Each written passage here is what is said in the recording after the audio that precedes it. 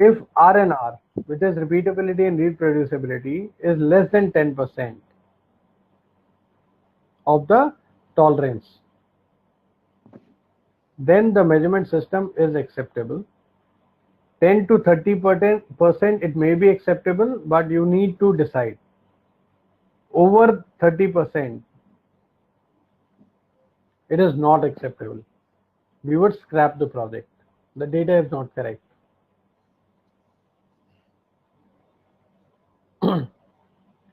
Okay. How it is done? What is the method of doing it? You collect the data, you perform the calculation, then you analyze the result. Few suggestions: you choose 2 to 3 operator. For continuous data, choose at least 10 parts. For discrete data, you need to choose at least 30 to 40 parts. The higher the sample that you take, the better it is.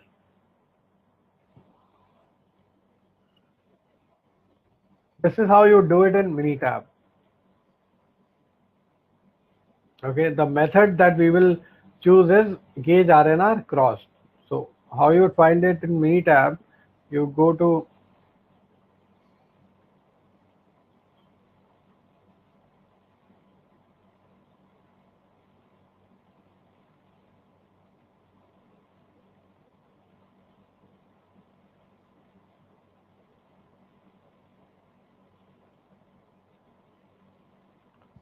so this is a path. You go to graph, quality tool, gauge study, and then you go to gauge RNR crossed. Once you click here, it will ask you for the columns with the part number, operator detail, and measurement data. And by default, it's going to be here in ANOVA. The radio button is going to be here in ANOVA. Okay, there's a path to go. So step by, I'm just trying to explain, trying to show you a step-by-step explanation and how you would want to prepare the data. So there's a way to prepare the data as well. If you don't prepare the data in a balanced manner, you would not be able to run the analysis. So let's try to prepare the data. Let's say there is an operator unit, or let's say call ID.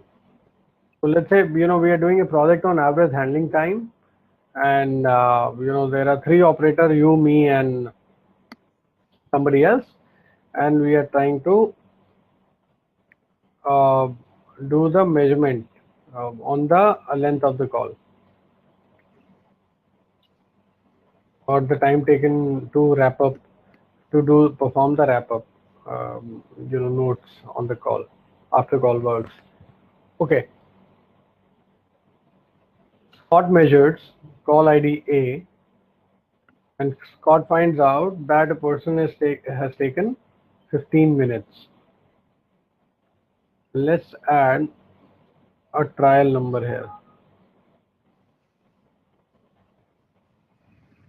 So on the first trial, when Scott did, Scott found out that call ID 15 seconds were taken. Okay. So Scott, remember, every time you do this, you would always have to do repeatability and reproducibility. So how would you do repeatability? I would do it again. Okay. So trial 2, Scott measured the same thing. And he got the measurement as 16. Okay. Repeatability is done. Now you need to do reproducibility. So then I come into picture.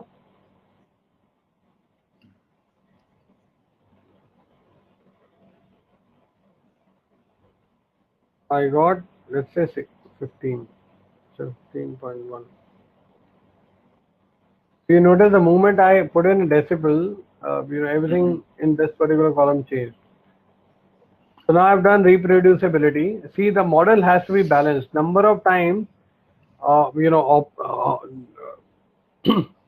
operators are there. Every operator would have to do repeatability. So now I would do it again.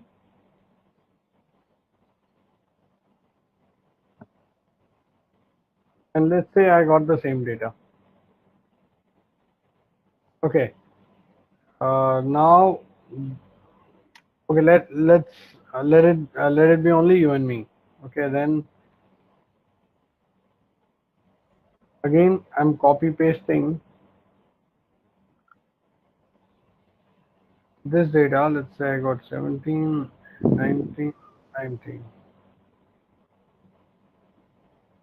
Then we did it for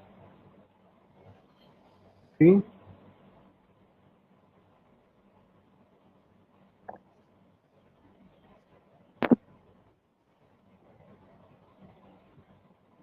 Let's take one last.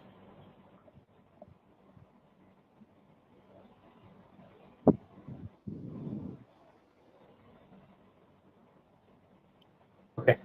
So this is the data that we have. So there are 4 calls that we monitor, A, B, C, and D. And then we did repeatability and reproducibility. What we'll try to find out, how much is the measurement error in this. Okay, so remember, we go to stat, we go to quality tools, we go to gauge study and crossed. Okay, part number is right here. This is the part we are trying to measure. Operator right here, and measurement data is right here. Simply click OK, and it will give us a lot of things. It will give us this graphs. We can minimize this and we can open the session window. It will give us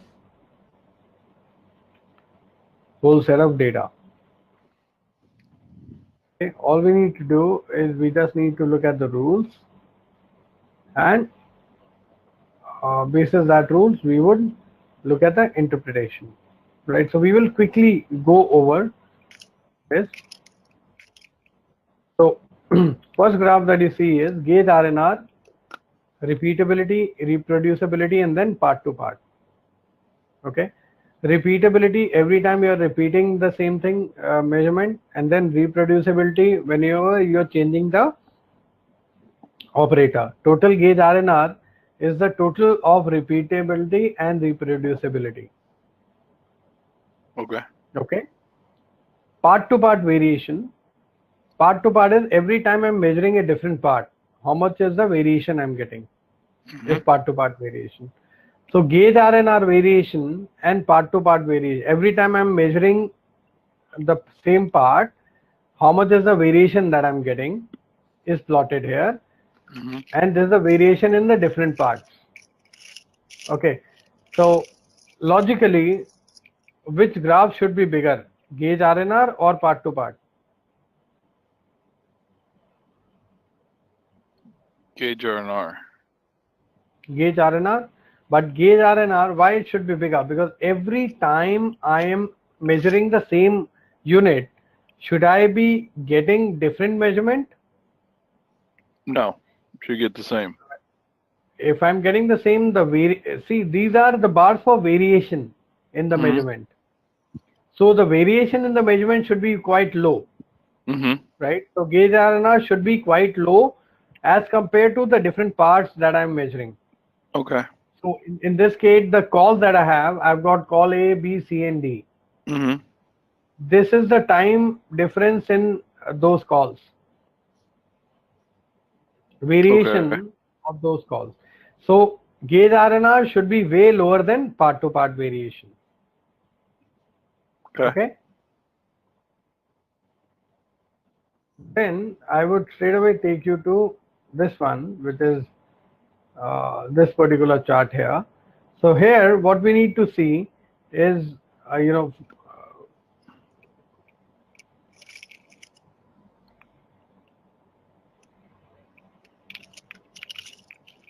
the section where I have the p value for p right here. Okay. Right. So there is a rule of thumb that says p value, if so p standard should be equal to 0.05. So like I said, p value is a value through which you would be you would interpret a lot of your statistical analysis. And In this, if p-value is less than 0.05, that means that particular factor is significant. So what you would do is you would look at these this table, and this is the output that I've taken from this session table right here. So you saw this p-value, right? And then this percentage contribution right here, and then study variation and percentage study variation right here. Because we have filled in tolerance limit in the example, we have a tolerance limit as well. But let's look at this one on the slide. So first we are saying it's percentage contribution, and so total gauge RNR as a percentage contribution. Remember the rule was it should be less than 10%. So here it is contributing 10.67%. Slightly over, but I think this is okay. We can live with that. The another parameter to see is percentage study variation. So gauge RNR is 32% as compared to total variation. So that means it is greater than 30%. Remember the rule said if your gauge RNR percentage study variation, if it is greater than 30%, you reject the data. Right? So here this particular rule fails, so we can actually go ahead and reject the data. The third rule is the number of distinct categories. The number of distinct categories should be greater than equal to 4. So what number of distinct categories means is that your gauge or the equipment is able to discriminate, break down the data into 4 parts. The reading that you're getting, it is able to disseminate or discriminate the reading into 4 parts, right? The higher the number of distinct categories, the more accurate, the more is the capability of your measurement system. So these are the 3 rules that we have, pertaining to gauge RNR. Your study variance gauge RNR percentage with respect to total variation. If it is less than 10%, we are good. 10 to 30, we are okay, but you proceed with caution. Greater than 30%, that means variation is contributing to 30% of the overall data measured, which is quite high, right? So we reject that data. And then the number of distinct categories should be greater than equal to 4. If it is less than 4, that means your gauge is not capable enough to distinguish the different measurement scale, right? So if you have something like this, you would reject the data, and you would your MSA would fail, and you would probably go back and redo the measurement system analysis. Okay. This is something that you can only do when you have when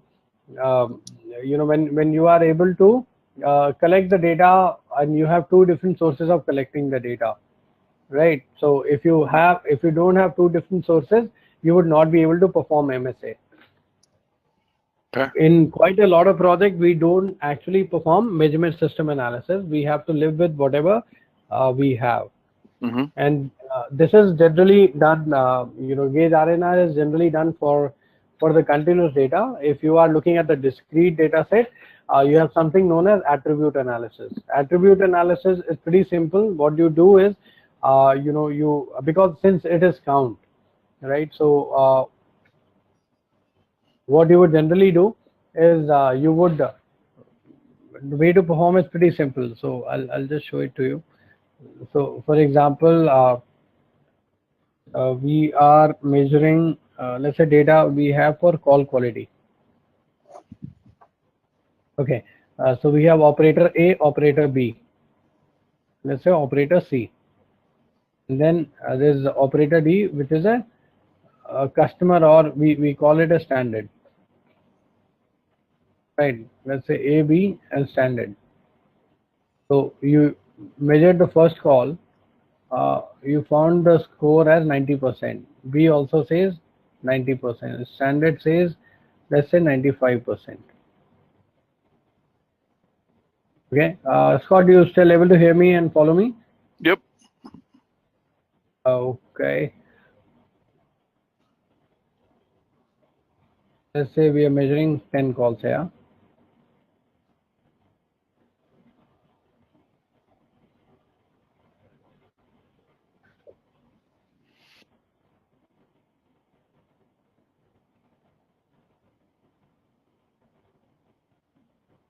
I'm just taking some number randomly.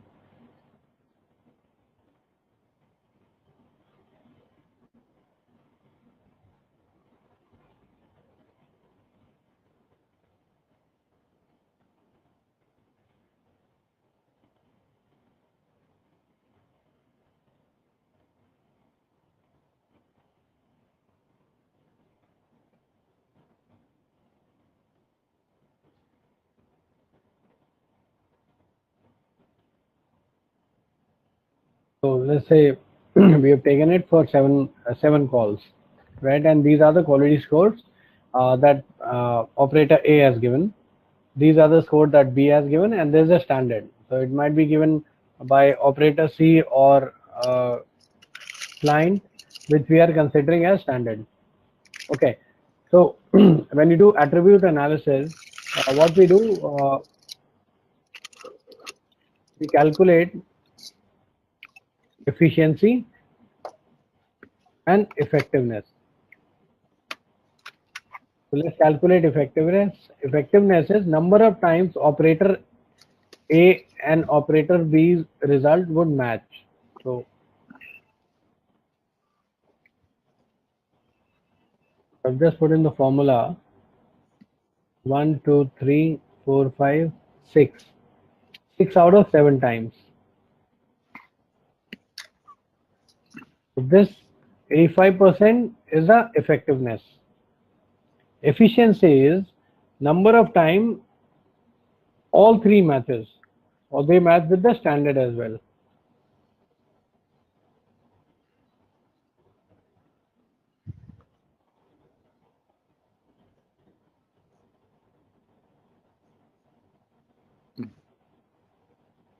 It's not taking it. So 1 match, nope, 5, 6 times. Yeah. 6 times as well. So let's change it a bit. Let's make it 5 times so that there is different score. So it is 5 by 7, which is 71%. Depending on the process, you would have to take a call. How much is acceptable to you? Right? There is no thumb rule here as well. Right? So this is for attribute analysis. It is much simpler to do, since Right. we would not be able to dwell too much into the data here. Right? So Right. that is gauge RNR and attribute analysis. So depending on how you would want to what is the kind of data type that you have, you would perform the MSA. If it's a continuous data, you would do gauge RNR. If it's a discrete or attribute data, you would do attribute analysis. Okay, let me just come back to capability. This the one that we have here, right? So, and let me ask you a question just to check your understanding. So we have CP, which is equal to USL minus LSL by 6 standard deviation, right? For the Six Sigma process, what should be the value for CP? 2. 2, absolutely perfect. What should be the value for CPK? The values for CPK should be the lowest. Yeah. So in a Six Sigma process, what should be the value for CPK?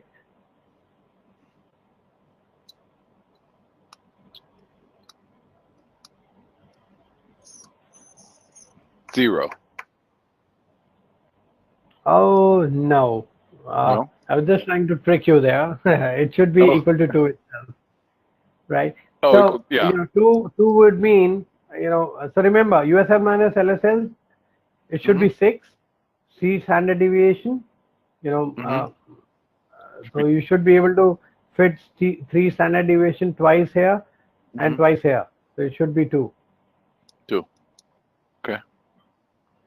Okay, I won't ask you to calculate. We are okay. You're okay with this calculation, DPU, DPO? Right. Okay. Now, if you want to calculate sigma level from DPO, there's a formula called norms INV, and you put in the DPO value in Excel. It will give you the long-term sigma value, and then you can add 1.5 to it to get the short-term. So, for example, if your DPO value is, let's say, you are 3 divided by 100.3. So you see all this value? You actually don't need to look at the distribution table. You can just type in here and the value for which you want, and it will give you the probability value as well.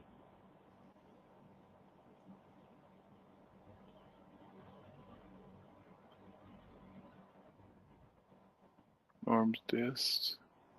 Excuse me.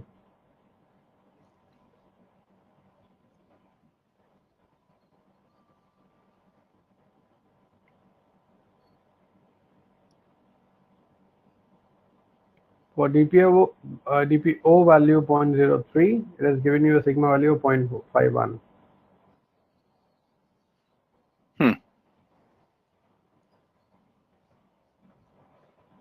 This 2.01 is the Z short term.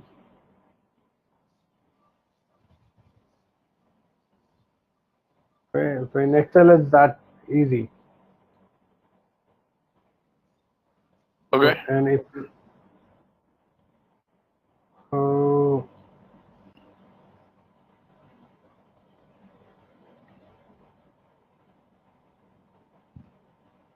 so you're doing 95%.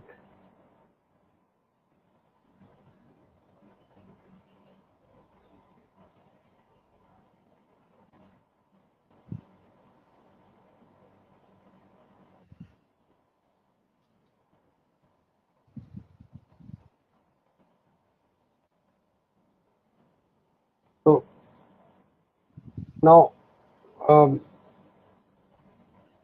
remember we were putting in the alpha value CI of 95%. And wherever CI of 95% was used, they used to take the value of 1.96 in the formula. Right? So 95% would mean 5% alpha. 5% is the value of alpha. Now, if you look at the distribution is both sides. So let me show you one of the distribution here.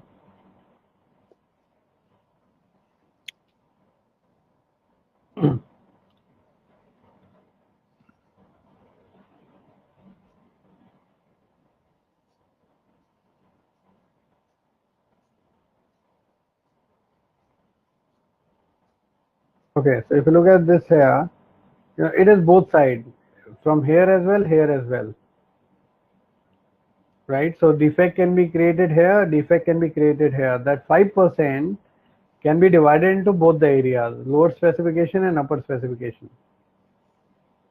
Okay. Right? This 5%. So it will be alpha by 2. So 0.025 or 0.25%, 2.50% here and 2.50% here. Right? So when we calculated 2.50%, that means what we're trying to calculate is 97.5%. So that's the reason why it has given 1.96. Okay. Okay, so let's